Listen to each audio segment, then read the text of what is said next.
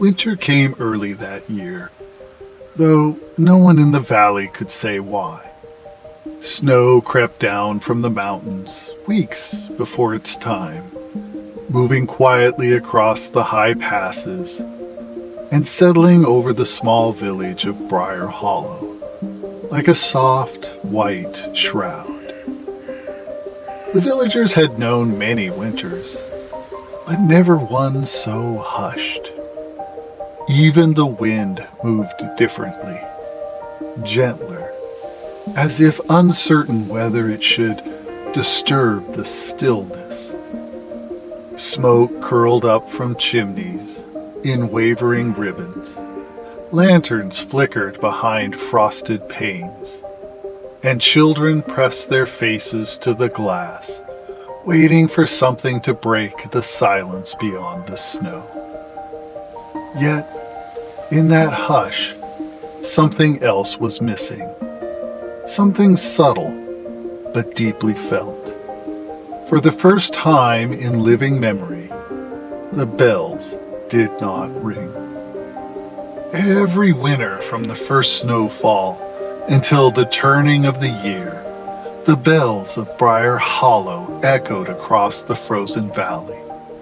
Their rich, warm tones, cast from iron, copper, and brass, and suspended upon finely carved wooden frames by both the chapel and the marketplace, belong to every heart and every hearth. They were the village's music, its hope, its pride, a sound woven with memory and comfort. But this year, the frames stood empty, and the valley felt emptier still. In winter, people notice things that are quiet. The lack of birdsong at dawn, the soft crunch of well-worn boots through powdered snow, the long, held breaths between gusts of wind rattling the eaves. But the missing bells carried a weight that pressed upon the whole of Briar Hollow. Children asked where the bells had gone. Parents gave uncertain answers, vague words about repairs or bad luck, while the elders sidestepped the question entirely, gazing instead at the snowy pines or the slow gray clouds. The villagers simply rose each day, bundled in their woolen coats and scarves, and tried not to look at the empty, snow-dusted bell frames, as if by not noticing the silence, they might forget that something sacred had been lost. One evening, as dusk settled into the deep, blue hour known only by those who understand true winter, a lone traveler approached on the road into Briar Hollow. His name was Ronan, a tinkerer by trade, one of those wandering craftsmen who moved from settlement to settlement with a cart full of tools and small mended wonders. A lantern swung from the side of his cart, casting a warm, trembling halo on the snow and picking out the battered patches of his long wool coat. His boots were worn down by a lifetime of walking, but there was purpose in his steps, a steadiness born of journeys undertaken beneath stars and snow alike.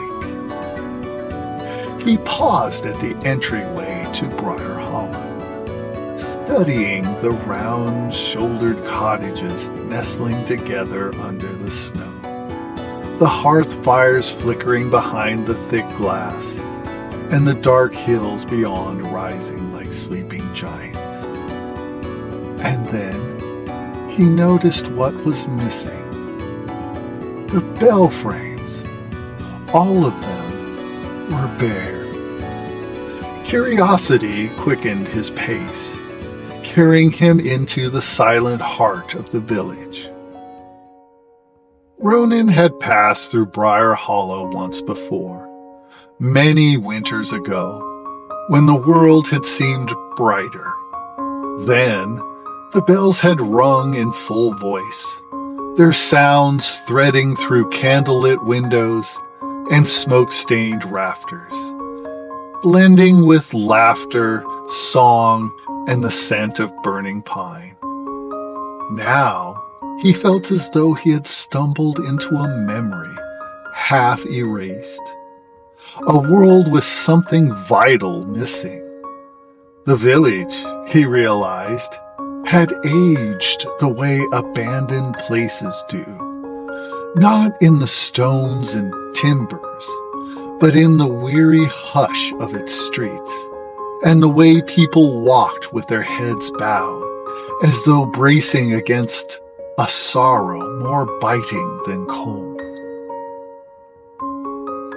He found his way up the snowy rise past the edge of the pinewood to the ancient chapel hall where the bells had once hung. There had been 4, mounted together in a frame carved with runes and winter leaves. Each winter the villagers would polish the bells until they glowed, and each solstice they would ring out a promise for the turning of the year. Now, the frame was etched with frost, its hooks empty, chains slack and biting cold. Snow eddied through the open arches, collecting where once villagers crowded close, faces lifted in anticipation.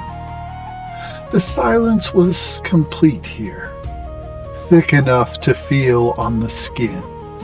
Ronan reached out and pressed his hand to the timbers, feeling them tremble faintly beneath his touch, as though the wood itself yearned for the music that once gave it life. Ronan left the empty chapel hall behind, descending the snowy rise toward the heart of Briar Hollow. The evening had deepened into that peculiar winter twilight when the world feels both vast and close, and the lamps in the village windows glowed like embers pressed into the dark. He followed the faint scent of wood smoke and the gentle hum of gathering voices until he reached the old stone-fronted pub near the center of the square. It stood low and warm beneath its heavy roof, its door cracked open just enough to release a ribbon of heat and the faint clatter of cups.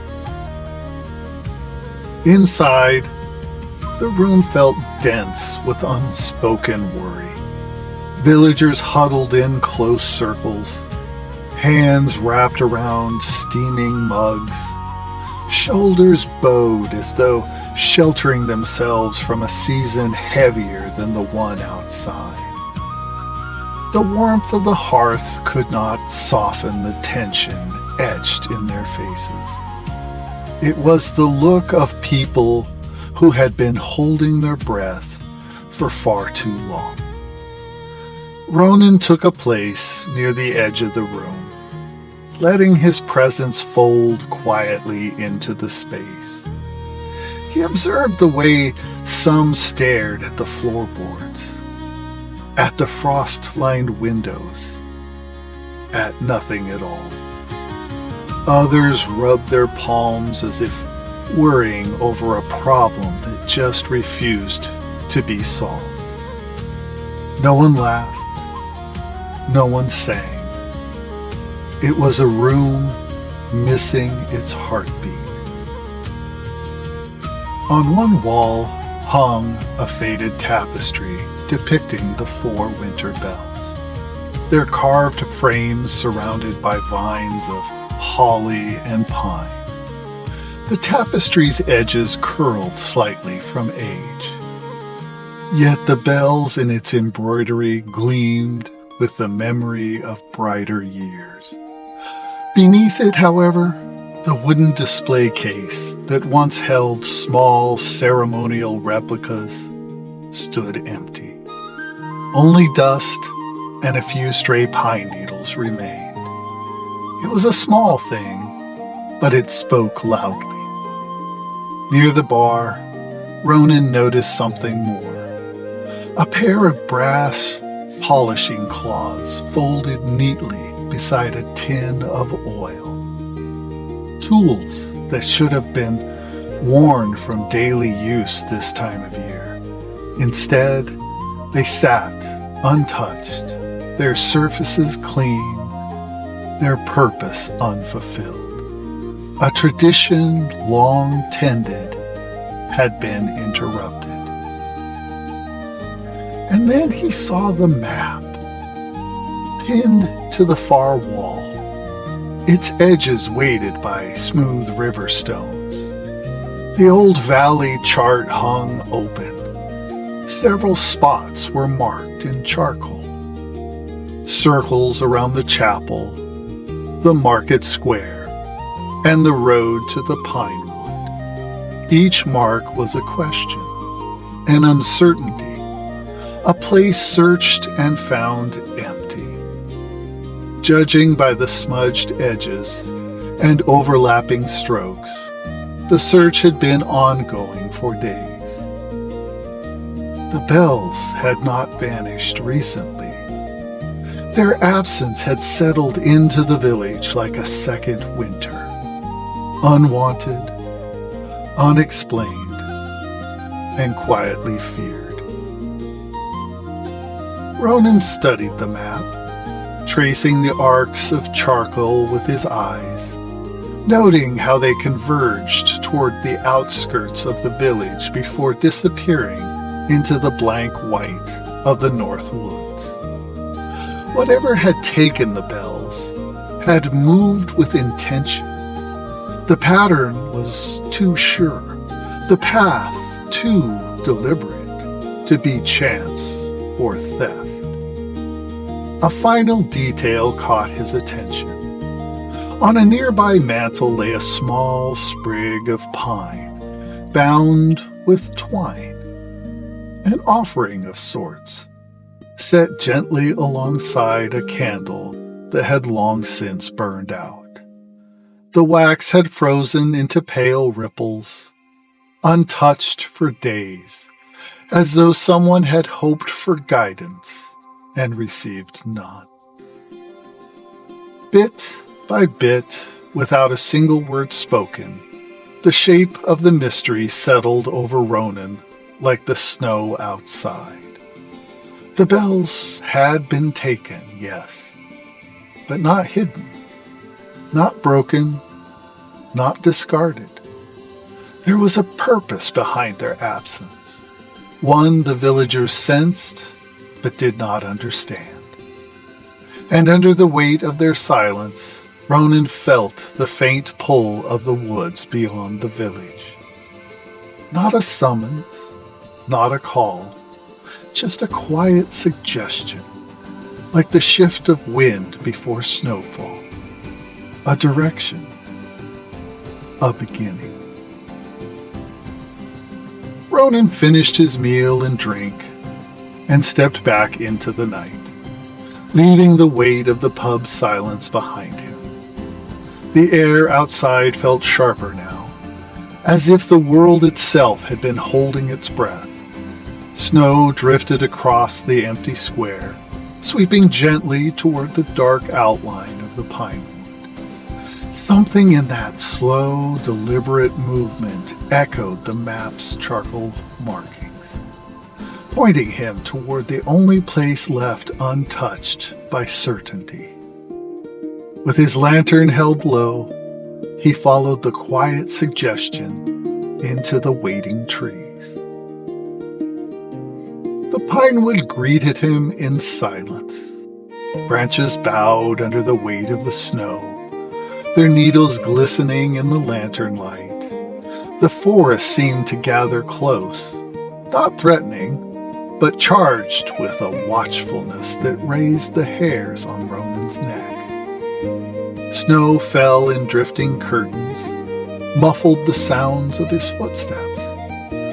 Time here stretched strange and thin, each step more dream than journey. The tracks wound through groves where trees thick with age huddled under the mantles of frost. And here and there, Ronan saw scrapes in the snow, marks where the bells, impossibly heavy, had been drawn. Then he heard it, a low, humming resonance, rising and falling like the memory of a bell struck gently in the heart of winter. It came and went in pulses, not loud, but persistent, drawing him deeper along the winding path. Eventually, the forest opened into a ring of elders, ancient pines that brushed the clouds and held the world in a hush. At the center lay a circle of stones, old as legend, worn smooth and half buried by winter's snowdrifts. And within that sacred ring, arranged with reverence, sat the 4 bells of Briar Hollow. Their surfaces were crusted with frost, their iron dulled by the cold, yet they were undamaged. It was as if someone or something had set them there for safekeeping rather than theft.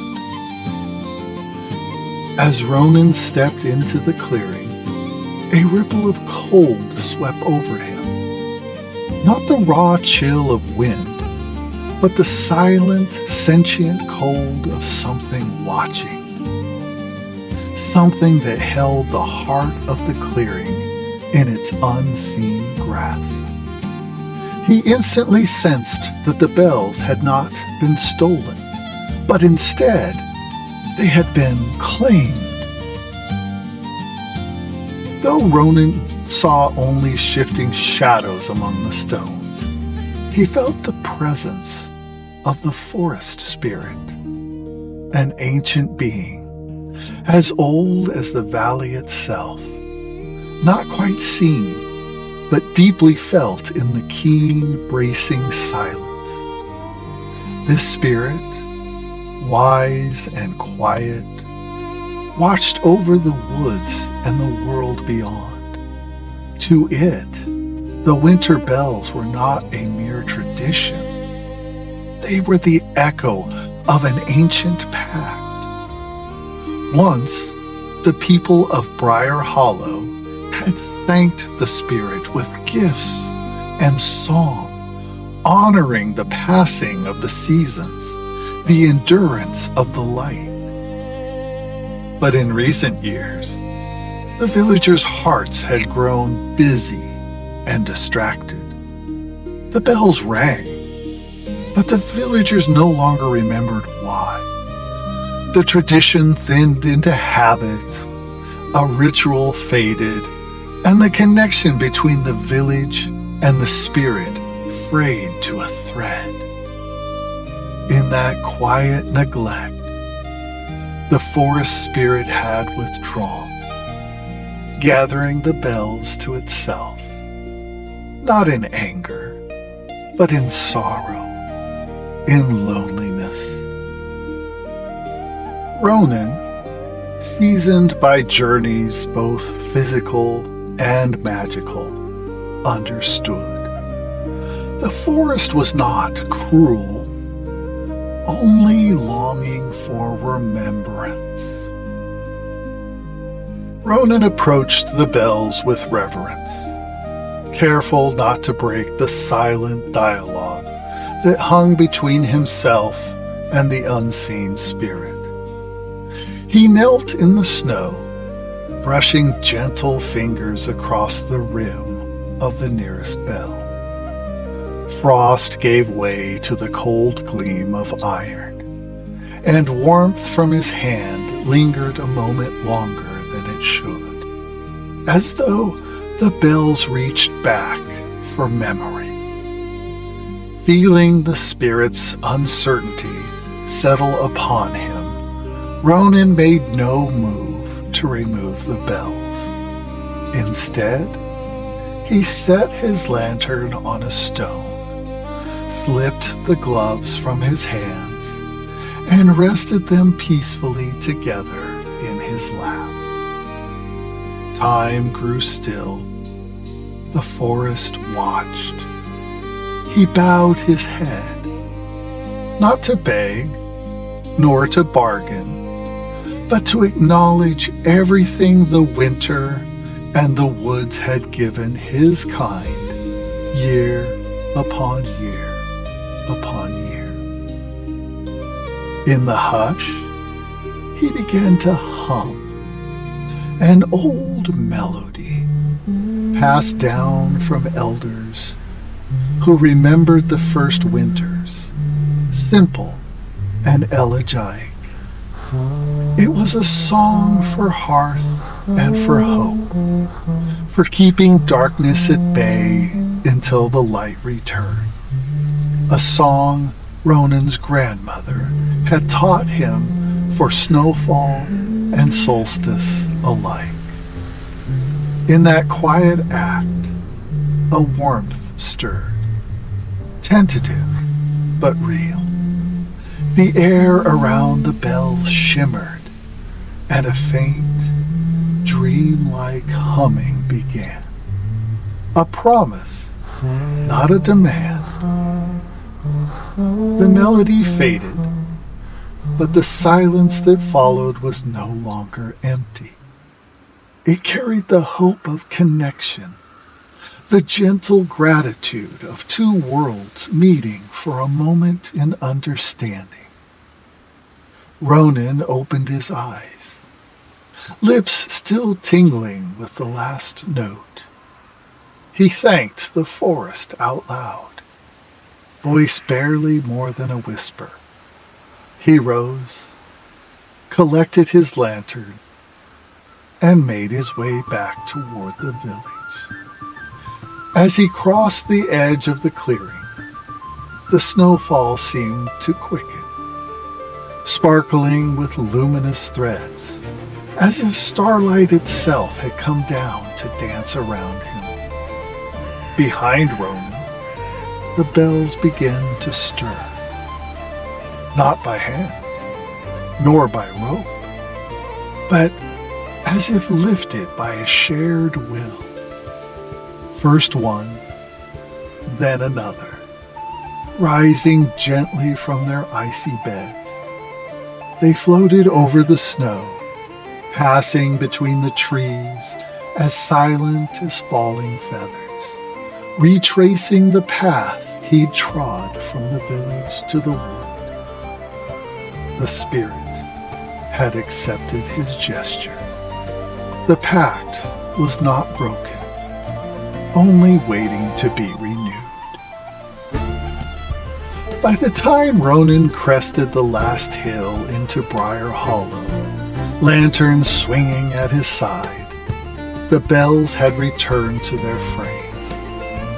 Villagers spilled into the square, faces bright with wonder and disbelief, drawn by the single great note that rang across the dark.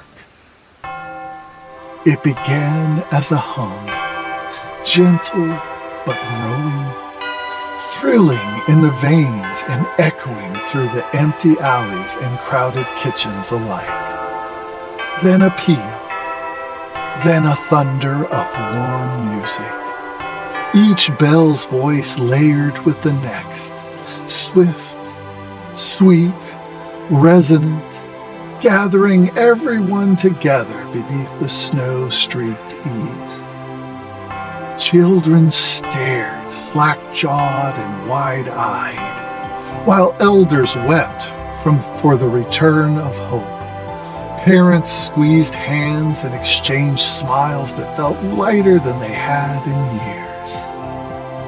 The ringing continued, as if not just the bells, but something more had come back to Briar Hollow that night. Tradition rekindled, ancient fellowship offered, and a promise that the winter would not be endured in silence.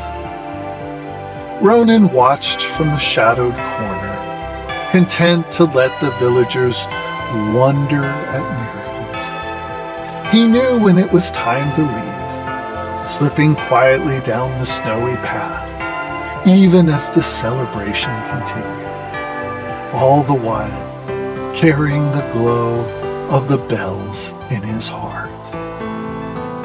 When the bells finally rested and the last echo fell away, the valley did not feel empty.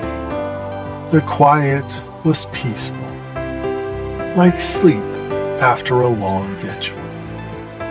In the morning, the villagers would debate the old stories, make fresh vows for next winter, and maybe never truly understand what had passed. But for that moment, under the watchful eyes of the forest and the lingering hush of the snow, Briar Hollow remembered its wonder. And somewhere, deep in the pines, the spirit remembered too. The bells were home, winter felt whole again, and for the first time in a long time, the valley could rest.